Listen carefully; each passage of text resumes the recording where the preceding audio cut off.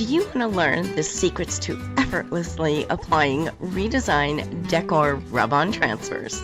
Today I'll share my top tips and tricks for achieving a flawless finish. Take your project to the next level with my easy-to-follow guide on how to apply rub-on transfers. Hello all my crafty friends, I'm Donna from Mason Creations, etc., and welcome to my channel.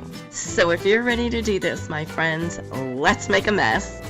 I'm going to paint this cute little house-shaped board with Pentart paint in the color Earthy Brown. I'm going to do a Crackle finish on this board, and this will be my base color that will show through all the cracks. I made sure to paint the sides of the board as well.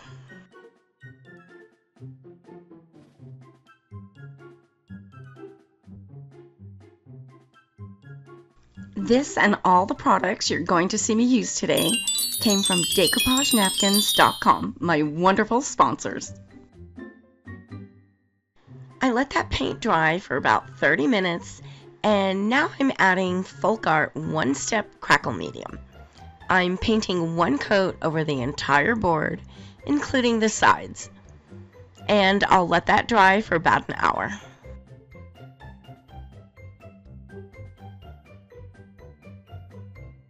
Where are you watching from? Let me know in the comments. It's fun to see what cities and countries you are all watching from. I'm filming from Las Vegas, Nevada in the United States. Now for my contrasting color. I'm using Dixie Belle chalk paint in the color Drop Cloth. As I'm painting this on, you'll see it start to crack right away. As you're brushing on the paint, try not to go over the same area more than once. If you see a spot that looks like you missed putting paint, it's a crack starting to form. You don't want to disturb the cracking process by going over it again with the paint. As this dries, you'll see more cracking. I'm sure you guys have noticed that I use a lot of Dixie Belle and Pentart paints.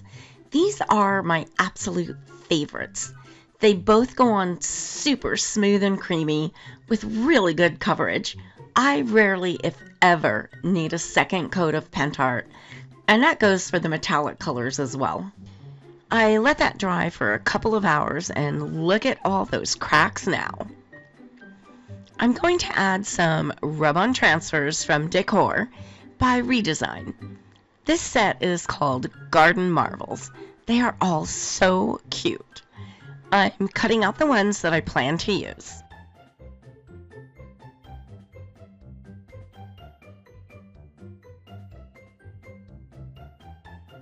There's a paper backing on the transfer that you need to remove before placing it on your piece.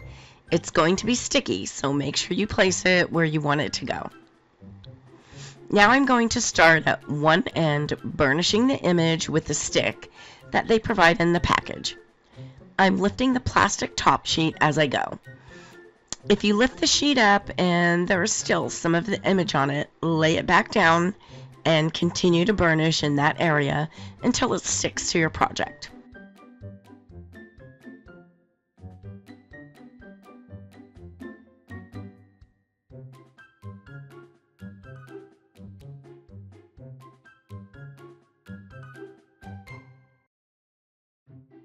DecorageNapkins.com has such a great selection of napkins that you can purchase one at a time.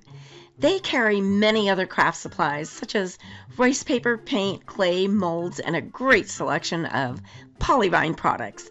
Over 9,000 products and growing. They are wonderful to work with and will send your order out fast. You'll receive free shipping on orders over $75 and special bonus points for orders over $100. Subscribe to their newsletter by entering your email address and you'll receive 10% off your next order.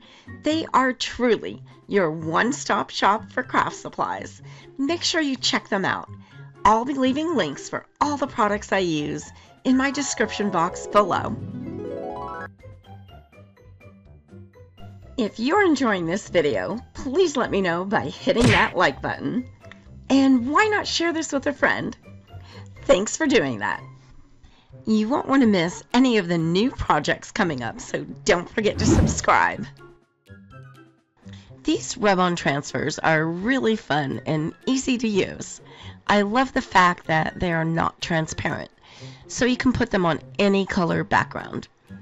There are lots of little images in each set that you can piece together like I just did to create a picture. Always burnish your images before you add your final varnish, as they burnish much easier on a matte surface. I'm going to seal my transfers with Polyvine multi-surface lacquer. This is a great sealer, particularly for rub-on transfers. It will secure your transfers so you won't have to worry about any lifting or peeling. I let this dry for an hour before moving on. I'm using Polyvine Heavy Duty Wood Varnish in a satin finish to give this an extra layer of protection, since it'll be going in my kitchen.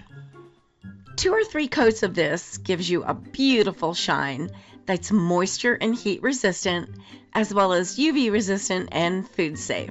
This works wonderful on any painted or decoupaged surface, or a shiny surface that has been coated with Polyvine multi-surface lacquer. I've had a few people ask me if this varnish has a strong smell.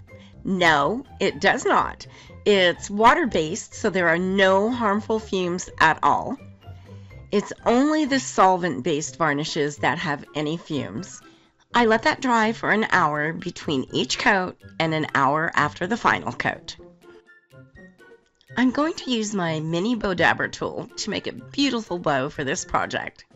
There are vertical slits and horizontal slits. Add a thin cord or small ribbon through the vertical slits. Then you can layer your ribbon back and forth in the horizontal slits, using as many layers of ribbon or as many different types of ribbon that you want to.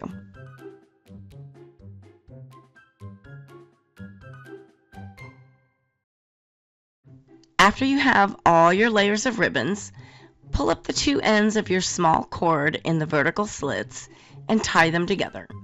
You can then safely lift up your newly made bow. I bring the cord around to the back and tie it in a knot.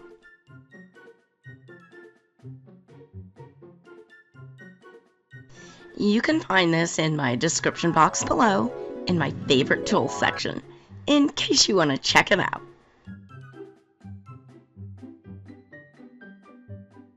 Now you can add an embellishment to the center of the bow or another tiny bow. I just love this little tool. It makes ribbon making so easy. I have this cute leafy twine ribbon that I believe I got at Hobby Lobby a few years ago. I think it's perfect for this project. I'm going to add it to all the edges of the board and use it to make a loop at the top for hanging. And then I'll glue my rustic bow at the top of the roof.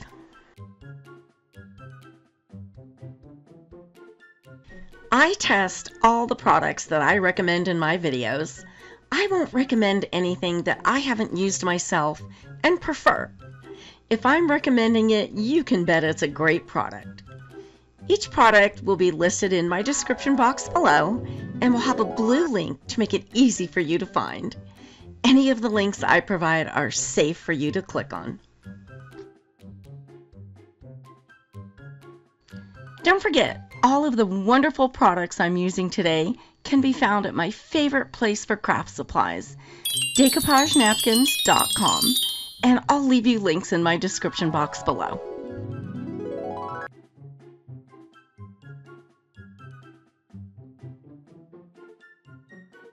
I put together a playlist of some other tutorials you may enjoy. Click the picture on the right to be taken directly to that playlist. I'm so happy you were here with me today, and thanks so much for watching. I can't wait to see you all next week. I'm working on a new project with you in mind. You can subscribe by clicking my picture in the top right corner.